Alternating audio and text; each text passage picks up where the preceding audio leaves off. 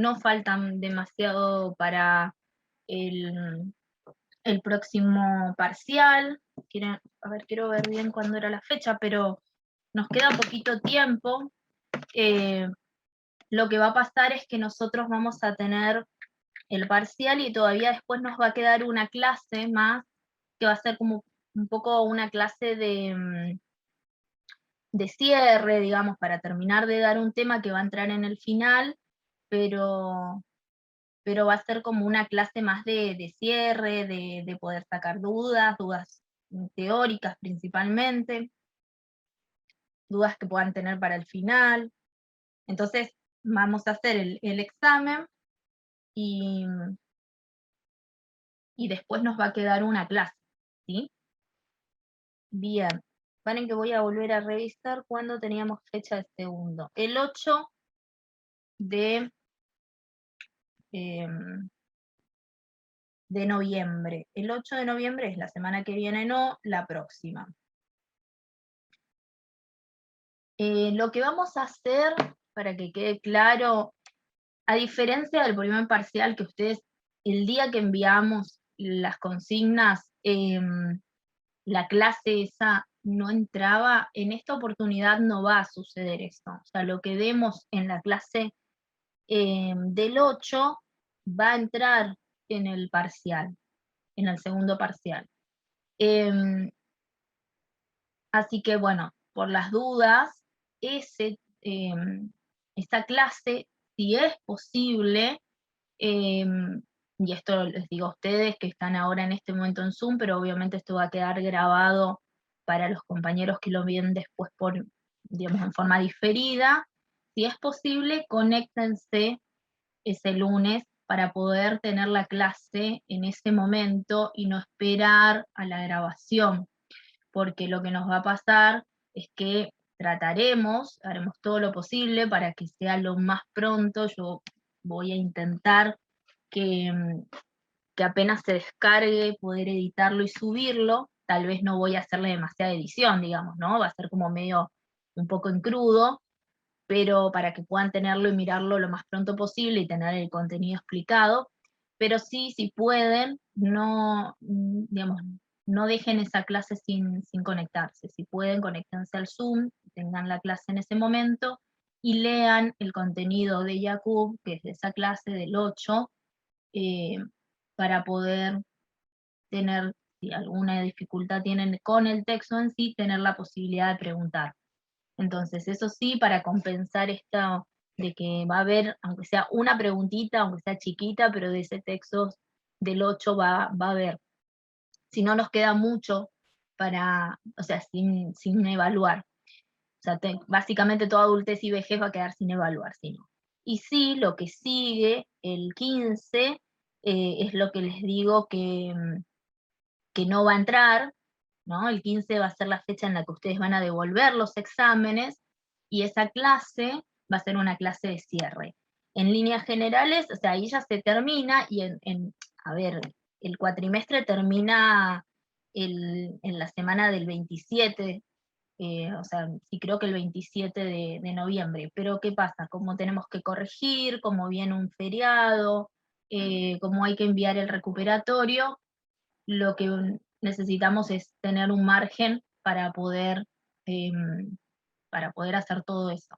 Entonces, como es un examen que va a haber una semana para hacerlo, en el recuperatorio no, en el recuperatorio solamente va a haber 4 días para hacerlo, porque como en realidad creo que el cuatrimestre, o sea, las actas hay que cerrarlas el 29, entonces devolviéndonos el examen el 27, tenemos aunque sea 2 días para corregir en los recuperatorios y poder cerrar las actas.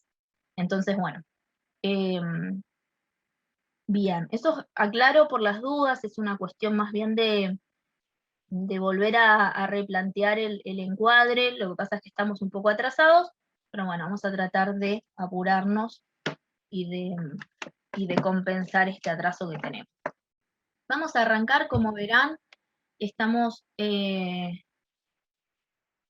digamos, arrancando ahora una etapa evolutiva distinta. Hasta el momento nosotros habíamos desarrollado básicamente todo lo que era niñez, y a partir de ahora vamos a desarrollar adolescencia, ¿sí? En realidad acá está en plural y dice adolescencias, porque cuando ustedes lean el texto de Lerner van a poder comprender por qué está como esta pluralidad justamente del término, porque me adelanto y trato de explicarlo, porque desde Lerner, pero me parece que un poco podemos generalizar a varios autores más contemporáneos, la adolescencia se empieza a entender como, a ver, como una etapa que es fluctuante en cuanto también a sus características, que están eh, muy, digamos, relacionadas al contexto sociohistórico, a los cambios de ese contexto sociohistórico.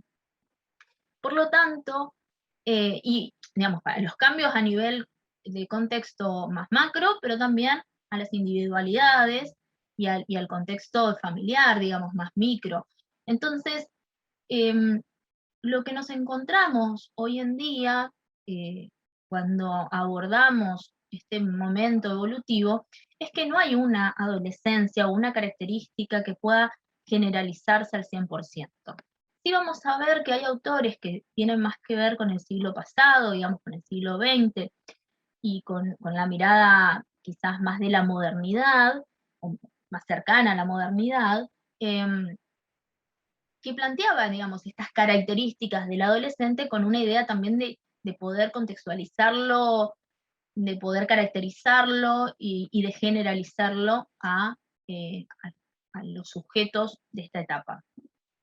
En los autores más contemporáneos, podríamos decir Lerner, Ana María Fernández, que son autores más contemporáneos, ustedes van a ver ya una lectura del adolescente más ajustado a las vivencias actuales, pero también más eh, heterogéneo, digamos, ¿no? Como más cada uno en la particularidad de su situación y con características que se pueden leer de forma general, pero que después hay que verlos también en la particularidad de cómo se juega eso.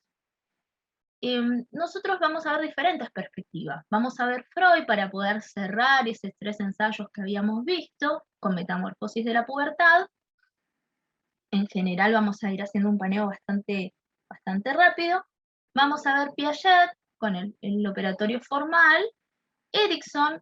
Erikson es un autor que es psicoanalista, pero que tiene una mirada del sujeto más desde lo social, más de su relación con la sociedad y con el contexto, y a diferencia de Freud, más centrado en el yo que en el ello o en el inconsciente, sino más bien en el yo y en las capacidades de ese yo para hacer frente a diferentes situaciones que se le van presentando. Plantea, por ejemplo, Erikson el término de crisis para poder dar cuenta de, digamos, un mecanismo que todos los sujetos tenemos ante ciertas situaciones o momentos, y va a diferenciar una crisis de un conflicto o una crisis evolutiva de una crisis accidental, por ejemplo, para poder entender que ese mismo término no siempre es igual y no Erikson va a focalizarse en lo que denomina como crisis evolutivas, a crisis que debemos atravesar en determinado momento por las características de ese momento, por las exigencias del contexto. Entonces, llegada a a la adolescencia, va a haber una crisis determinada que va a tener que resolver el sujeto. En general, cuando se habla de las adolescencias o de la adolescencia, siempre el término crisis es un término que se escucha, que digamos que es bastante, digamos, usado, como lo es también cuando hablamos de mediana edad o adultez media, el término de crisis. Pero la realidad es que para Erickson, los sujetos desde el nacimiento hasta la muerte vamos atravesando en diferentes etapas evolutivas crisis determinadas que van cambiando su característica. En la adolescencia la crisis que se sucede es la de la identidad, pero Erickson no cree que ahí es el único momento en donde se forma la identidad. Sí, obviamente cobra mucho más importancia la identidad, pero no es el momento único y crucial en donde se conforma la identidad y queda estática para todo y estable para toda la vida, sino más bien que es un momento en donde justamente hay un quiebre de la identidad que se vivía anteriormente, que es la identidad infantil, y se tiene que forjar una nueva identidad en este tránsito hacia el mundo adulto, podríamos decirlo así. Entonces, por eso aparece aquí, digamos, en este momento, la identidad como eje central, pero Erickson, por ejemplo, es un autor que habla de identidad a lo largo de toda la vida y justamente dice que es la sucesión de crisis lo que nos va a dar una identidad, una idea del sí mismo, de esa mismidad que nos va a acompañar a lo largo de la vida, a pesar de los cambios que vamos teniendo a través de las diferentes etapas. Bueno, y después vamos a ver a Verasturi y Nobel, ahí sí vamos a ver características, es un texto que es del año 60 más o menos, vamos a ver que algunas características podemos diferir, y está bueno para generar un poco de pensamiento crítico y de pensar un poco, bueno, ¿qué pasa ahora? ¿Qué sucede ahora? ¿Qué tipo de adolescentes tenemos ahora? ¿Cómo se vive esas características en este momento? Si nos da el tiempo, sería ideal que podamos pensarlo. Lerner, Ana María Fernández, Claudia Messing son autores más contemporáneos. Lerner es quien introduce esta mirada de pensar la adolescencia como las adolescencias y poder entender que no hay una forma única de leer y de atravesar ese momento del desarrollo. Eh, pero que obviamente que tiene ciertas características, hay cosas que van a suceder, y luego Ana María Fernández nuevamente, eh, digamos, trae eh, lo que tiene que ver con la identidad sexual, con las composiciones actuales de esa identidad sexual, un poco para complementar lo que ustedes ya vieron en el texto que tenían cuando hablamos de género.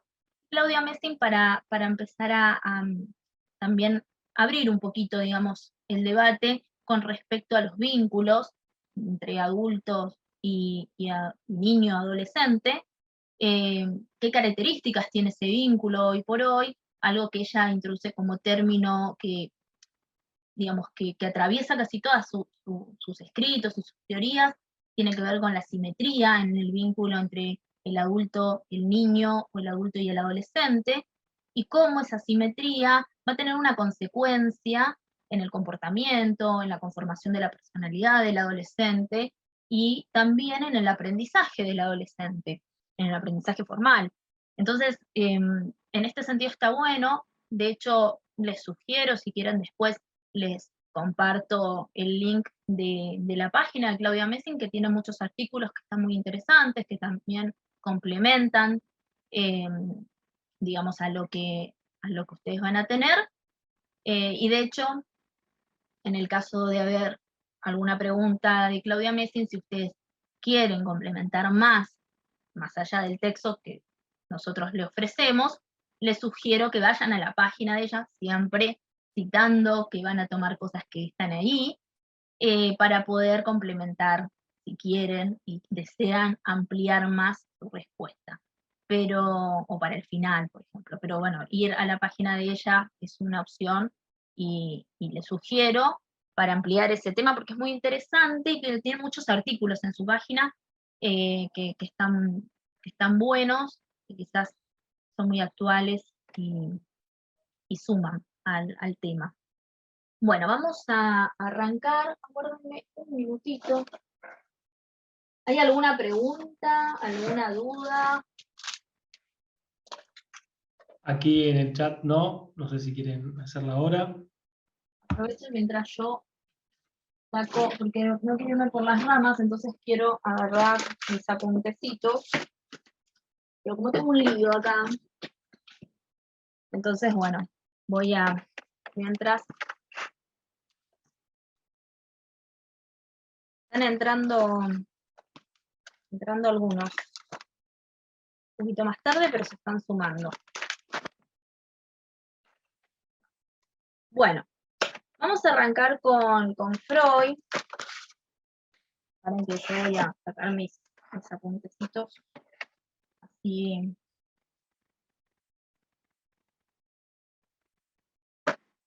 no me voy por las ramas y tengo más o menos.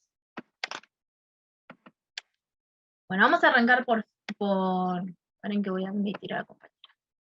Por Freud. Nosotros nos había quedado pendiente del texto de 3 ensayos, el tercer ensayo, que es Metamorfosis de la pubertad. En primer lugar, aclaro esto porque obviamente que cuando ustedes lean el texto se van a encontrar con un montón de información y de conceptos. Yo les voy a poner algunos que son como importantes a tener en cuenta, pero obviamente que si ustedes leen el texto de Freud de adolescencia y lo piensan hasta críticamente en relación a lo que plantean, por ejemplo, Ana María Fernández o Lerner, y principalmente Ana María Fernández, desde esta mirada que ustedes ya tuvieron del texto de ella cuando vimos género, identidad sexual, van a poder ver justamente allí cómo los conceptos y la mirada de la sexualidad adulta en ese momento en el que escribe Freud, que va a ser 1905, pensemos que totalmente, digamos, época de la modernidad y eh, en donde la concepción de la sexualidad estaba también muy, digamos, marcada por el, la heteronormatividad, digamos, la mirada patriarcal de la sexualidad, ¿no? Desde una mirada de la masculinidad se leía las sexualidades de los demás sujetos, ¿sí? Mujer, niños. Y si hacemos una comparación, una crítica, vamos a encontrar como mucho más para poder argumentar las diferencias, ¿sí? Entendamos que la sexualidad adulta que plantea Freud es una sexualidad adulta desde esa mirada, una mirada heteronormativa, una mirada masculina, porque bueno, desde ese lugar es que están planteando, así todo obviamente plantea algunas diferencias respecto a la sexualidad de la mujer, em, pero se queda también en este binarismo, en esta heteronormatividad, y no hay como demasiado avance, quizás sí hubo en la posteridad. Y lo mismo, o sea, tengan en cuenta que esta mirada de la sexualidad es la que toma Verasturi y Nobel, por eso cuando vean en esas características de la adolescencia desde estos autores, entiendan que por ahí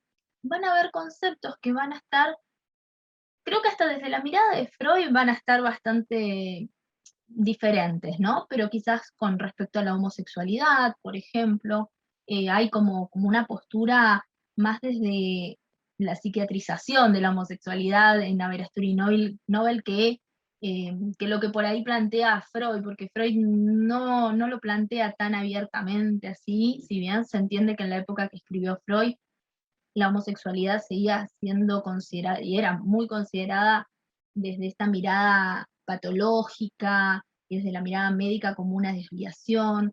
Freud trata de, digamos, de despegarse de esa mirada, lo hace en 1905, perdón, 1925 con un agregado al texto de 3 ensayos, pero, pero seguía como circulando esta mirada patológica de una elección sexual que no sea la, la hetero normativa.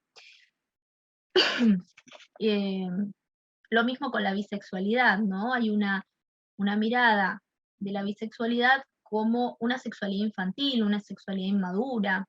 Entonces esta es la mirada que tiene la sexualidad adulta eh, respecto a algunas características que hoy en la actualidad no las vemos de esta manera, hoy en la actualidad son elecciones sexuales más, de entre la gran variedad que pueda llegar a haber, ¿no? Si bien la eh, heterosexualidad de la homosexualidad son como desde ese binarismo, como las dos caras que siempre aparecen, aparece la bisexualidad como un intermedio en esas dos opciones, pero en realidad hay como una gran variedad de elecciones sexuales, eh, digamos, en esta idea de la amplitud, de la multiplicidad, que un poco más cercana a esa idea está Ana María Fernández. Bien, ¿Qué cambios vamos a encontrar en la sexualidad adulta desde esta mirada de Freud? Volvamos a ubicarnos un poco en el momento en el que estamos. Veníamos saliendo de un periodo de latencia, hablamos entre los 12 y 13 años, están habiendo cambios a nivel físico, ¿no? Puberales, hay cambios tanto en los caracteres sexuales primarios como en los secundarios, y esto también va a implicar a nivel psíquico cambios respecto a las pulsiones. Las pulsiones en la infancia, en la sexualidad infantil, eran pulsiones parciales, había un autoerotismo, estaba todo centrado en el propio cuerpo, en el yo, podríamos decirlo así. No había, si bien después en la fase fálica hay como un ensayo de nuevamente ubicar al objeto fuera de sí mismo y depositándolo en esas figuras parentales, pero si no, digamos, fuera de eso, no hay un objeto por fuera del yo en la sexualidad infantil. Y por otro lado, hay zonas, diferentes zonas del cuerpo, algunas zonas que se le denominan como zonas privilegiadas, dirá Freud, que van a actuar como un poco generadoras, digamos, o fuentes de esa pulsión, pero a la vez como objeto para poder cancelar la misma. Ese era como digamos, en líneas generales, el momento de la sexualidad infantil. Luego, complejo de Edipo, super yo, toda esa sexualidad lo que hace es, en gran parte se reprime, se aplaca, empiezan a haber un cambio, digamos, en cuanto a las fuerzas pulsionales, porque empieza a aparecer ese super yo que hace un poco de freno y empieza a aparecer mecanismos como la represión con mucha más fuerza, la sublimación, y eso hace de freno para que las pulsiones se satisfagan de la manera que se venían satisfaciendo en, en la sexualidad infantil. Aparecen los diques anímicos, el pudor, el asco, la vergüenza, la moral, el entendimiento de los límites, digamos, de esto de que se puede hacer algo, digamos, en algún lugar, en otro lado no, de lo público y lo privado, y entonces esa sexualidad se aplaca, no desaparece, no deja de haber sexualidad, sino que se aplaca.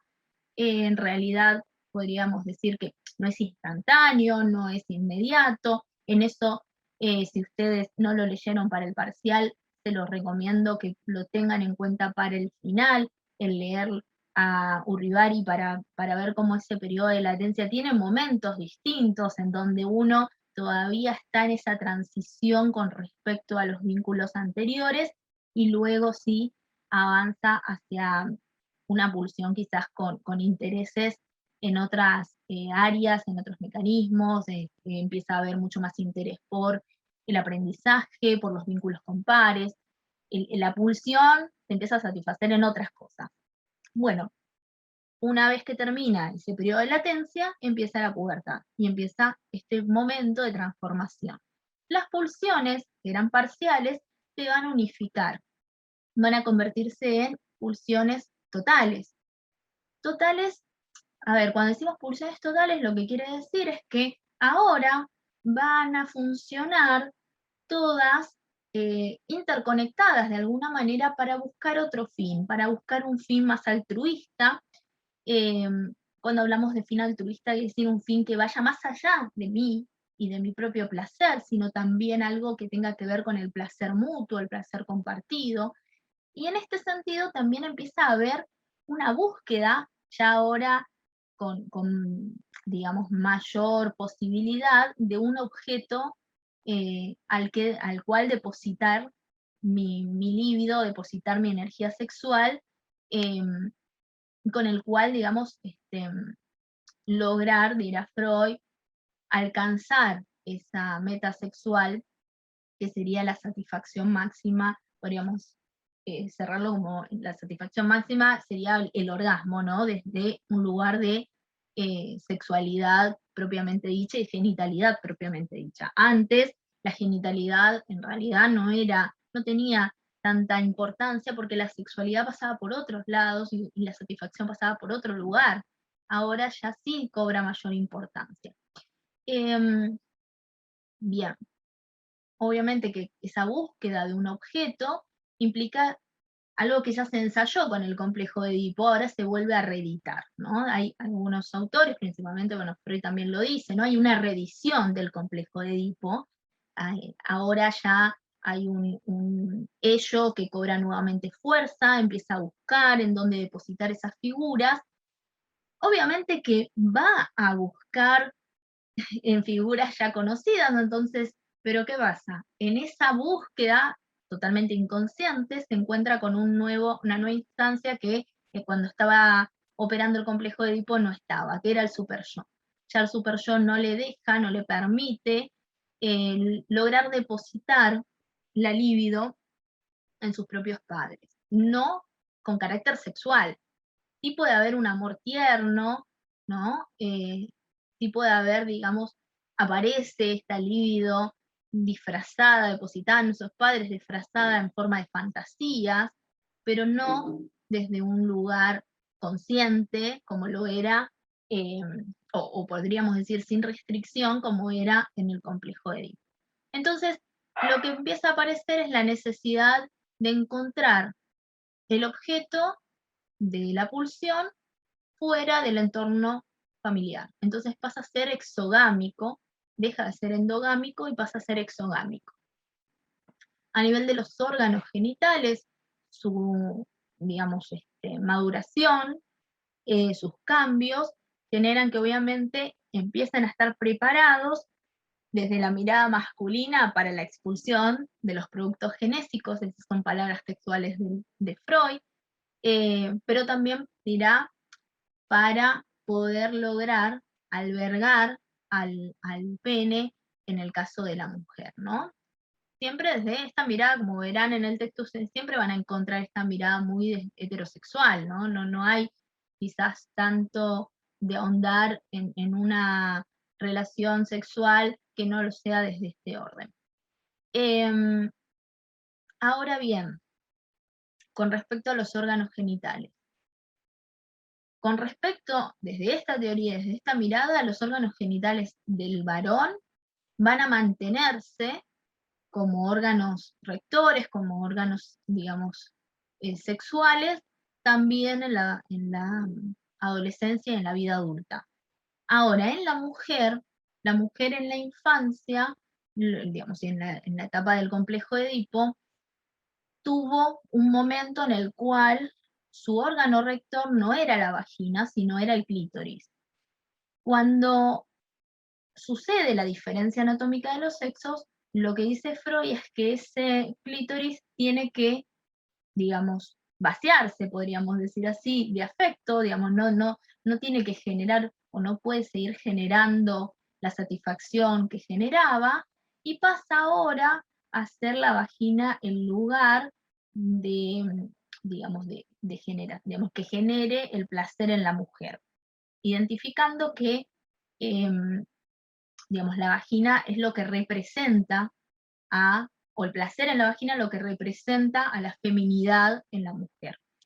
Yo con esto difiero, digamos, la verdad que me parece que obviamente que es una mirada, una lectura totalmente parcializada de Freud, por eso es que nosotros no les incluimos tanto para que ustedes, digamos, tengan que estudiar tanto el complejo de Edipo. De todas maneras es interesante estudiarlo para poder criticarlo, pero me parece que obviamente que es una mirada totalmente parcializada de, mm, de lo que fue la sexualidad de la niña y eh, a ver, y encasillar a un órgano como la representación de, ¿no? Era la mujer como el la vagina, o sea, la vagina como órgano rector y órgano sexual, como reservorio, eh, además, ni hablar como, digamos, ubicándolo en un lugar más hasta pasivo, si nosotros hacemos esta división de lectura, lo que vamos a encontrar es que eh, la sexualidad está muy binaria en el sentido de lo activo hacia el hombre, lo pasivo hacia la mujer, lo femenino asociado a ello, la maternidad y eh, la reproducción asociada a la mujer. Entonces encontramos estas características, estas representaciones en la sexualidad que plantea Freud, pero bueno, les presento la sexualidad desde esta mirada porque vamos a encontrar que muchos autores todavía siguen teniendo una mirada desde esta línea, y obviamente que, como siempre les digo, no podemos criticar, no podemos pensar y generar algún pensamiento nuevo si no sabemos un poco de sobre la base de que se fue gestando también el conocimiento respecto a la sexualidad a lo largo de este tiempo. En esta teoría de Freud, la mujer, el órgano rector de la mujer es la vagina, entonces el clítoris y la estimulación del clítoris pasa a ser como un órgano infantil. Entonces, en este sentido, es lo que me parece que fue una mirada totalmente parcializada y totalmente desde una interpretación masculina de la sexualidad de la mujer, poder catalogar de esta manera digamos, a la sexualidad de la mujer y a los órganos de la misma. Pero bueno, lo que ustedes van a encontrar es que en el texto aparece de esta manera. Luego, lo que también vamos digamos, a rescatar de este texto es un poco entender cómo empieza a ser el funcionamiento de la libido para poder entender cómo llegamos a sentir placer en la vida adulta, ¿sí?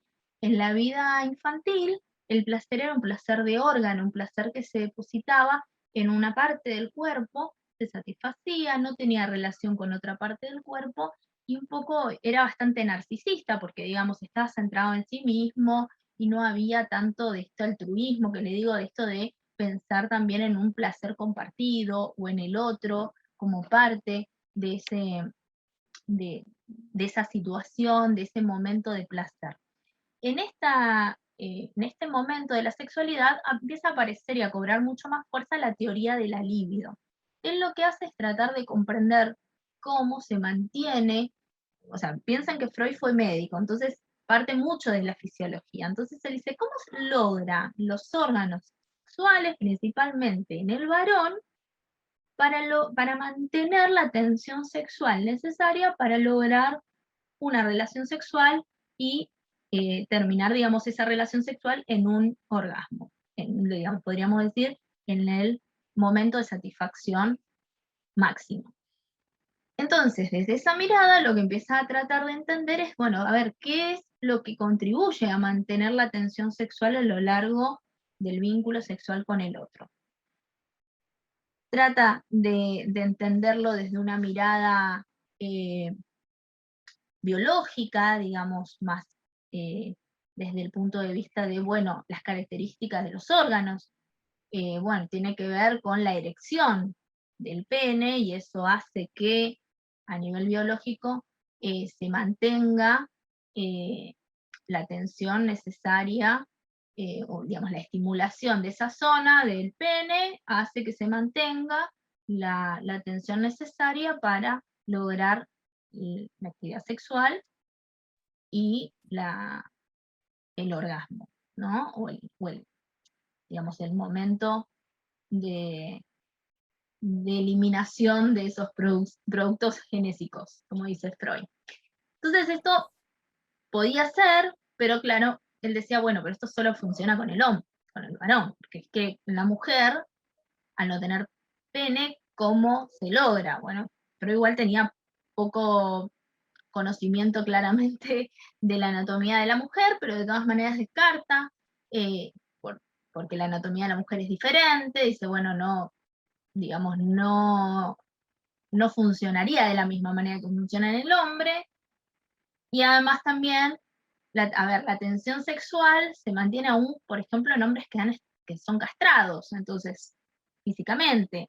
Entonces, bueno, dice, hay algo que excede a la cuestión más fisiológica, a nivel, digamos, biológica de los órganos sexuales. También trata de explicarlo, de entenderlo desde una teoría más química, decir, bueno, a ver si hay sustancias que ayudan a que esto pueda suceder. En realidad sí hay, obviamente, las hormonas ayudan a mantener la libido o mantener la excitación sexual, pero lo que sucede es que Freud no tenía tanta información sobre las hormonas, entonces la descarta, pero un poco por desconocer cuánto podía influir estas en la actividad sexual. Entonces se termina quedando, desde su desconocimiento, digamos, en el momento, se termina quedando con la teoría de la libido, eh, que a ver, en cierta forma, no es que si Freud hubiera sabido lo de las hormonas hubiera descartado la teoría de la libido. Me parece que en realidad quizás hubiera tenido para algunas cosas un poco más de respuesta, pero es real que no, solamente con la teoría química no hubiera podido responder al 100% a la pregunta que por lo menos se hacía Freud en ese momento, que era, bueno, ¿cómo llegamos a tener tensión sexual? ¿Cómo algo en el vínculo con el otro, cómo hacemos que ese otro termina siendo objeto de mi pulsión y posibilidad de satisfacer en esa representación, ¿no?, del otro, la pulsión? Se queda con la teoría de la libido. La teoría de la libido lo que plantea es justamente que esa, la libido es la pulsión sexual, digamos, ¿no? Esa pulsión sexual se deposita, nosotros la tenemos en el yo, o sea, en el ello, pero digamos un poco en el yo en el sentido de un poco en el sí mismo, pero también hay libido que depositamos en los objetos. Entonces, esa libido cuando se deposita en los objetos, convierte a los objetos en objetos de nuestro interés, en objetos con los cuales podemos satisfacer la pulsión. Es lo que se denomina catectizar un objeto, es como rodearlo con libido para poder hacerlo objeto de nuestra pulsión o nuestra libido, y nos genera, obviamente, un interés, porque sabemos que a partir de eso va a ser con ese objeto que vamos a poder satisfacer la pulsión.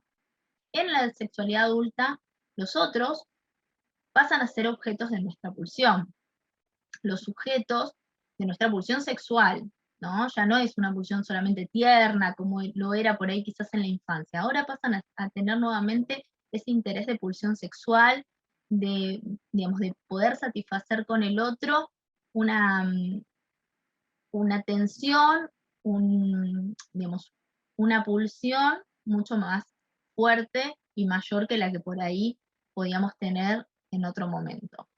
Entonces, lo que dice Freud es la teoría de la libido es la que me permite a mí entender por qué o sea, no logramos sostener la tensión sexual con cualquier persona o con cualquier sujeto. Hay sujetos que logran captar, digamos, podríamos decir, ese interés, logran ser catequizados, logran ser libidinizados, y a partir de allí surge esa posibilidad de satisfacer la tensión sexual con el vínculo sexual con esta otra persona. Entonces, en esa, digamos, con esa teoría él se queda para poder comprender por qué se logra sostener la tensión sexual.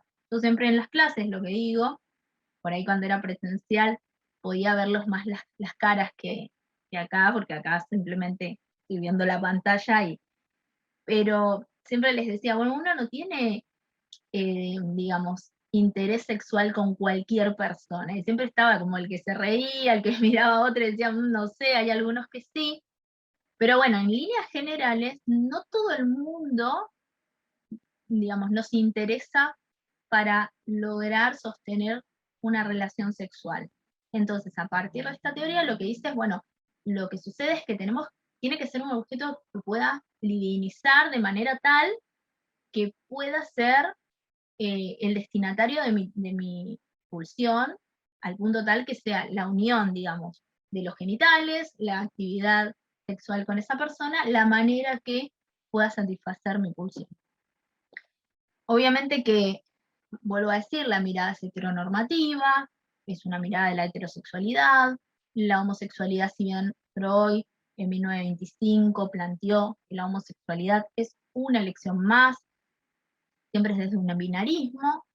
¿Por qué dice que es una elección más? Porque, bueno, entiende que el objeto de la pulsión no está predestinado, o sea, predeterminado.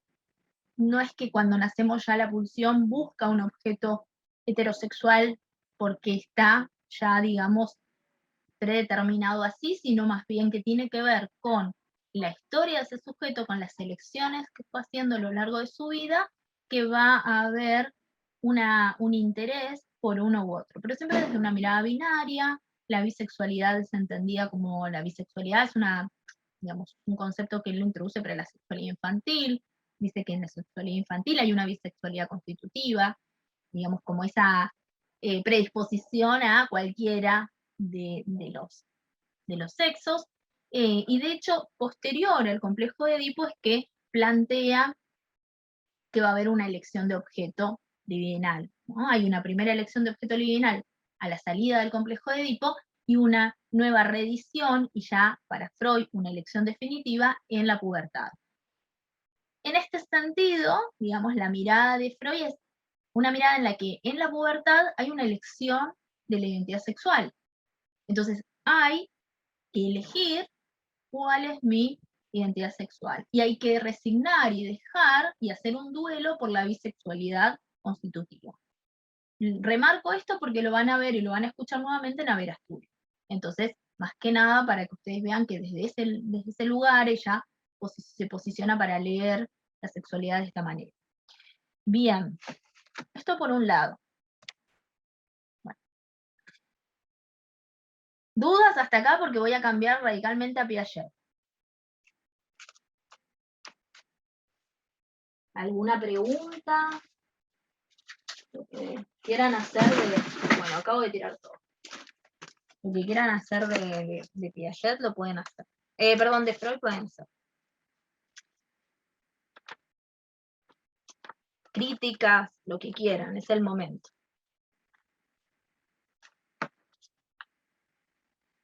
Bueno, parece que no. Espero que se haya entendido bien. Bueno, vamos ahora a ver qué pasa a nivel cognitivo, ¿sí? Siguiendo la mirada de Piaget. Nosotros, nosotros, desde el punto de vista cognitivo, teníamos un niño, una niña, que estaba atravesando entre los 6, 7 y los 12 años un operatorio concreto. ¿Sí? Esto fue lo último que vieron en los videos. En ese operatorio concreto había logrado su estructura ser una estructura reversible, pero tenía ciertas limitaciones todavía, había un desfasaje o un desfase que iba haciendo que la misma estructura, que era la estructura del agrupamiento, vaya complejizándose a lo largo del tiempo en una horizontalidad. Pero había limitaciones, ¿sí? Todavía estaba muy atado a lo concreto, muy atado a lo real, y entonces eso también impedía que se logren ciertas operaciones más complejas que vamos a encontrar ahora en el operatorio formal, que ya no sucede.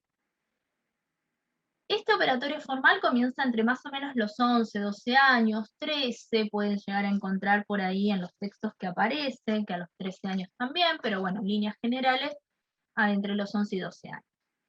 Lo que vamos a encontrar en primer lugar es que empieza a desprenderse progresivamente lo posible de lo real. ¿Sí? ¿Qué quiere decir eso?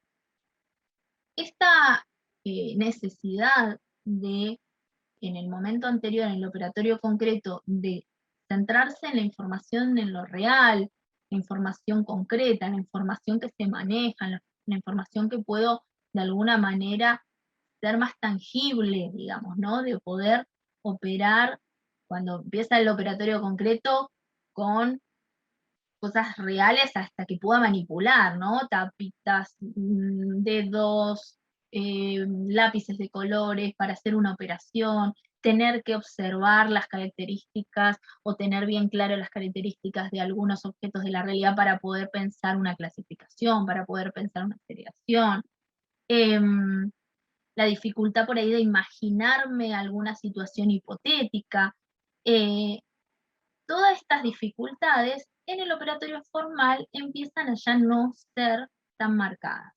Empieza, de alguna manera, a desprenderse de lo posible, de lo real, a empezar a operar con mucha más facilidad sobre objetos que no están en la realidad, pero que pueden ser pensados.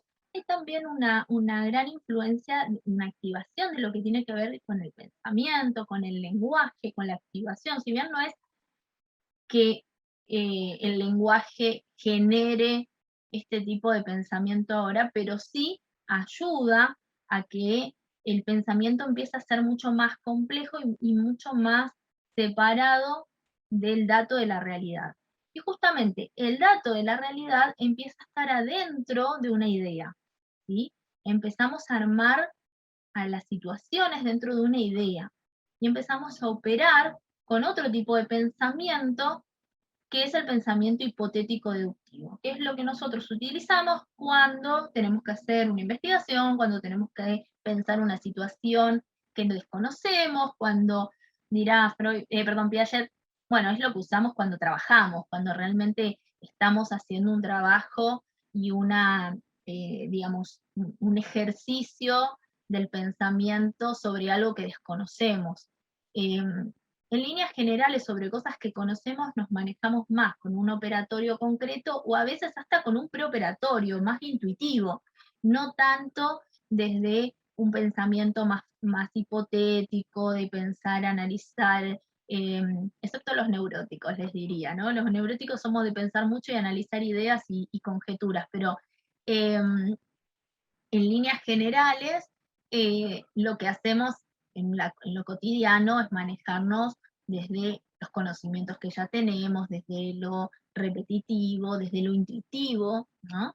En una situación, imagínense esto como una situación, por ejemplo, de investigación. Bueno, ahí sí ya tienen que aplicar estrategias más complejas, el pensamiento, analizarlo desde diferentes ideas, em, y armar, ¿no?, una hipótesis y luego ver, comprobar, analizar, llevar eso a la realidad si es posible para poder deducir si el mismo se da o no se da en determinadas circunstancias.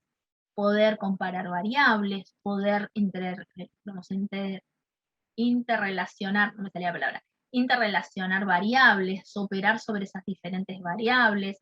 Empezamos a operar, antes, recuerdan en el preoperatorio que el niño solo podía ver una variable y no podía hacer esta reciprocidad de comparar dos variables y ver si compensaban otras dos variables.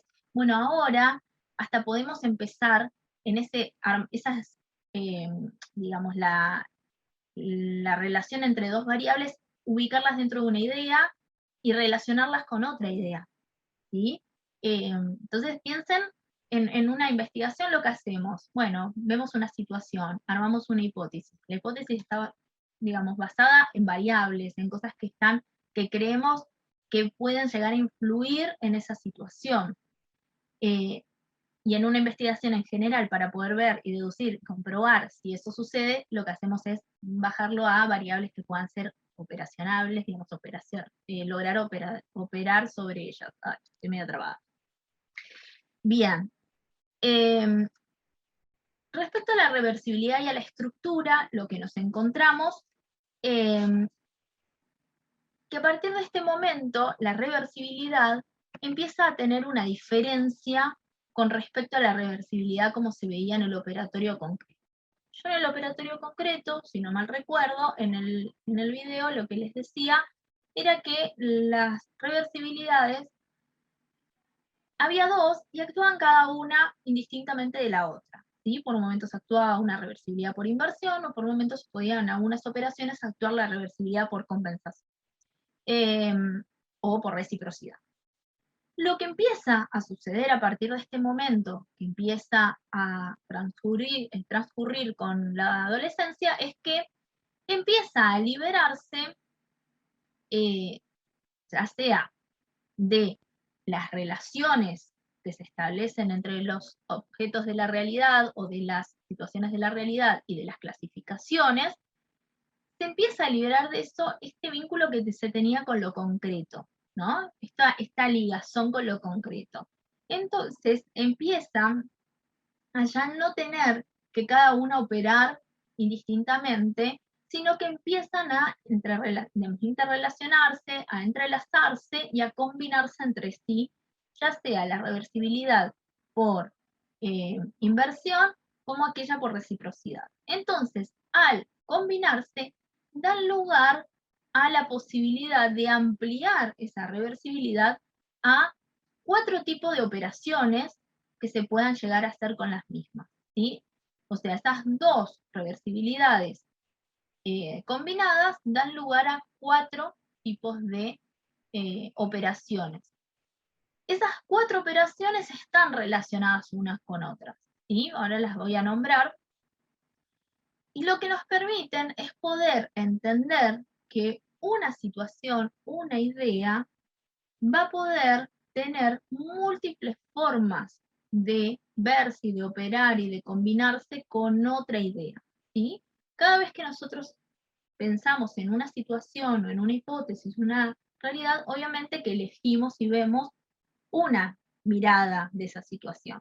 Pero esa situación o esa relación que establecemos con otra idea, con otra proposición, va a tener también en el mismo momento la posibilidad de que se sucedan otro tipo de operaciones, que obviamente capaz que nosotros no vamos a estar mirando o no vamos a tener en cuenta, pero no quiere decir que no se puedan suceder, ¿sí? Que una misma relación entre ideas o proposiciones pueda estar conteniendo a su vez otros 3 tipos y a su vez ir combinándose, cuantas más variables entren en juego, muchísimo más.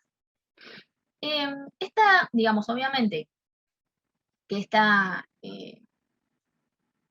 estructura y el tipo de reversibilidad, lo que hace es empezar a combinar los objetos de la realidad con ideas, con proposiciones, englobarlo, enlazarlo. En esos objetos, el objeto, o sea, los objetos van a tener una relación entre sí para poder armarse la idea, ¿no? Y luego esa idea se va a operar junto o se va a relacionar con otra idea y vamos a establecer operaciones de operaciones. Por eso es que cuando hablamos de operaciones en el formal hablamos de operaciones de segundo grado, ¿sí? Ya no sumamos 2 objetos de la realidad, sino que esa relación que se establece entre 2 objetos va a estar estableciéndose una relación con otros objetos que a su vez van a estar relacionados.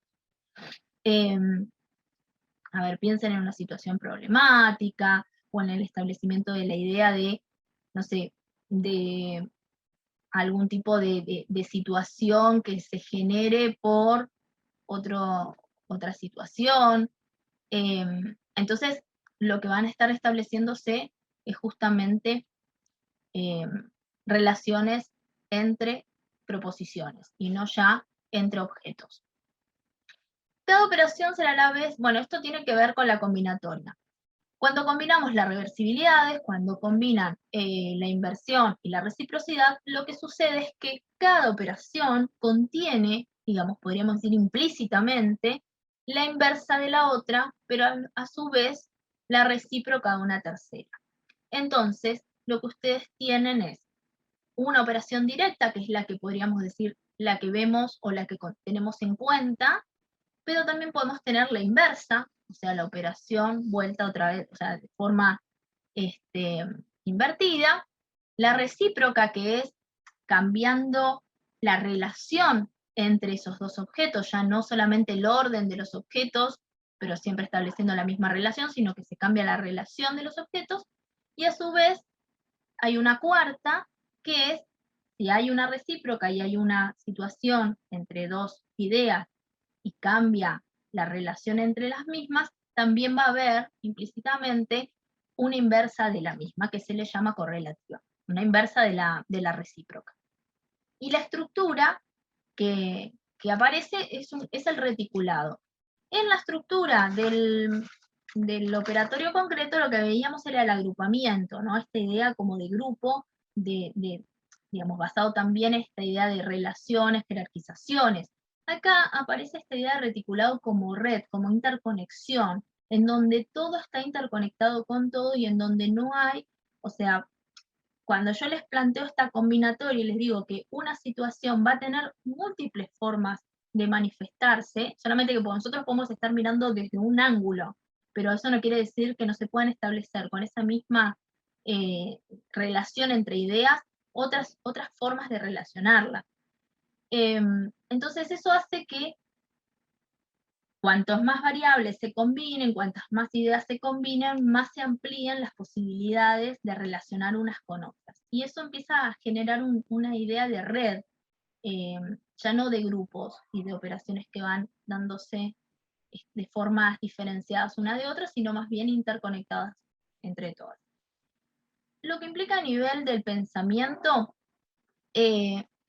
tiene que ver con, bueno, acá voy a repetir un poco lo de las operaciones de segundo grado, pero el pensamiento, al liberarse de lo concreto, obviamente que su nivel su límite es infinito.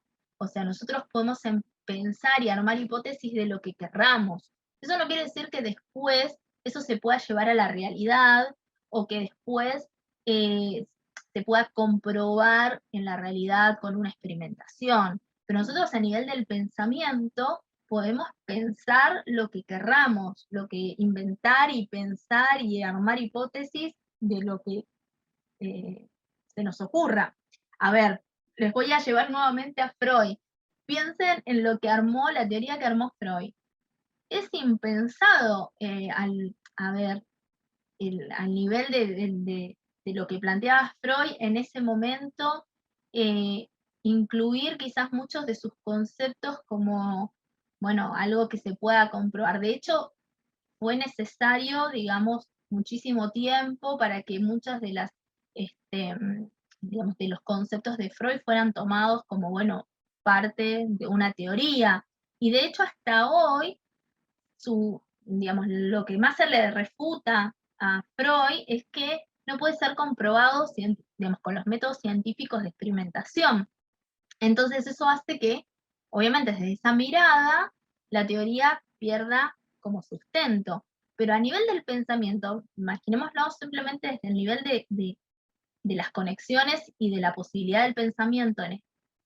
Uno puede armar la teoría de lo que quiera, pues bueno, verá si se puede comprobar o no, si se da o no se da, si... entonces, el pensamiento no necesariamente se va a atar a que, bueno, tiene que ser algo que exista, que esté y que lo podamos ver y observar, porque si con ese criterio no hubiese existido la tecnología, no hubiese, o sea, no hubiéramos progresado como a nivel, digamos, tecnológico principalmente, porque en algún momento a alguien se le tuvo que ocurrir cosas que no existían en la realidad y crear la manera de que eso en algún momento exista. Entonces, el pensamiento en esta etapa de lo formal, y obviamente empieza con la adolescencia, pero se continúa a vida adulta, pierde toda ligación con lo real. Lo que hace es lo real ahora quedar por debajo o supeditado a lo posible, a lo que el pensamiento quiera y arme como teoría, como relación. Entonces eso hace que obviamente se amplíe muchísimo la posibilidad de armar teorías. A nivel de la adolescencia, si uno se pone a pensar en cómo es el pensamiento de un adolescente, desde este punto de vista se comprende por qué muchas veces en su argumentación o digamos, en la forma en que digamos, se vincula el adolescente, encontramos adolescentes que se intelectualizan mucho, se explican mucho tienen para todo, tienen una explicación, que quizás les cueste mucho, o sea, tienen como la idea de algo y por ahí les cuesta mucho bajar eso a la realidad, entonces por ahí se imaginaron algo y tienen un proyecto y quieren hacer algo, y después cuando esto lo transmiten a los padres empiezan, pero a ver, ¿cómo vas a hacer eso? ¿Qué, no sé, quieren irse de vacaciones, un mes a no sé a dónde, y todo desde su pensamiento hasta cierra todo, se van, pero no tienen nada ahorrado, no saben ni cómo van a ir, porque se quieren ir, pero y sí, porque seguro y allá llego y veo qué hago, pero después quizás en la acción o en lo concreto eso no se puede ejecutar. o es muy difícil, o hay cosas que no tuvieron en cuenta, o no relacionaron, o no lo incluyeron en su análisis. Entonces, esta teorización, esta explicación excesiva que por ahí se aparece mucho en la adolescencia, podemos explicarlo desde este lugar porque hay como desde el pensamiento y desde la teoría un auge importante, porque además es como una, digamos, autoestimulación también. A medida que van pudiendo pensar esto, cada vez lo llevan a un punto más alto. Em, y, a ver, y no solamente desde el punto de vista eh, a nivel de lo cognitivo, sino también desde lo emocional, ¿no? La justificación de sus propias emociones se teorizan un montón, se intelectualizan un montón. Em, por ahí no, hay como una sobrevaloración de ciertas características o ciertas ideas sobre otras, entonces por ahí cuando los confrontás y cuando le mostrás como la incoherencia o lo poco lógico de su argumento, porque en la acción no se puede llevar adelante, hay un gran enojo, porque hay como una defensa muy importante de sus propias ideas, una necesidad de que el mundo se acomode a sus ideas y no al revés. Entonces esto sucede en el operatorio concreto por las características de su pensamiento. Y a nivel de las operaciones era lo que les decía, son de segundo grado, se trata de clasificar, seriar, enumerar, medir, situar, desplazar en el espacio o en el tiempo, pero ya con ideas. O sea, las ideas se clasifican, las ideas se enumeran, las ideas se miden, o dentro de una idea se pone esa idea y se lee esa idea en el espacio, en el tiempo. Cuando nosotros armamos una hipótesis y pensamos, bueno, a ver, los adolescentes, la identidad sexual del adolescente se modifica según su contexto sociocultural. Yo tengo esa idea, esa hipótesis o esa idea. Obviamente que ahí la tengo que, digamos, a esa idea armar diferentes proposiciones y variables que voy a tener en cuenta y operar sobre las mismas, pero ahí también las puedo ver operando desde el tiempo, qué cambios se suceden en el tiempo, qué diferencias, esas diferentes conductas las puedo medir, les puedo poner un número, les puedo dar un porcentaje, digamos, empiezo ya a tener, digamos, un nivel de operación mucho mayor que el que antes hacía, que tal vez lo hacía concretamente en el momento con el dato y ya está, con el objeto de la realidad y ya está. Bueno, y el pensamiento ya lo había dicho que era un pensamiento hipotético deductivo. Algo que no está acá, pero que sí agrego, es que aparece un nuevo egocentrismo. Ustedes y pueden, cuando lean la teoría de Piaget, se van a dar cuenta que siempre está hablando del egocentrismo, de la centración y las descentraciones. Cuando habla de centración es un poco de una mirada muy focalizada en lo que está apareciendo perceptivamente, o a veces, bueno, en el periodo sensomotor, muy centrada, por ejemplo, en el propio cuerpo, en las propias ideas, en propias sensaciones, en la propia percepción, una dificultad, por ejemplo, que le pasa en el preoperatorio es la dificultad de ponerse en el lugar del otro, ¿no? No hay reversibilidad tampoco en el pensamiento en esto de poder ponerse en el lugar del otro y de comprender lo que el otro está pensando, ¿no? Es algo que uno aprende, en el operatorio concreto uno ya debería saber que los sujetos podemos pensar cosas diferentes a las que estamos pensando nosotros y podemos leer la realidad de diferentes formas o sea, los otros pueden leer la realidad diferente a lo que pensamos nosotros, es lo que se denomina a veces como teoría de la mente, pero no siempre pasa, no siempre, no todo el mundo tiene esa noción, pero a medida que va creciendo se supone que sí debería poder lograr eso.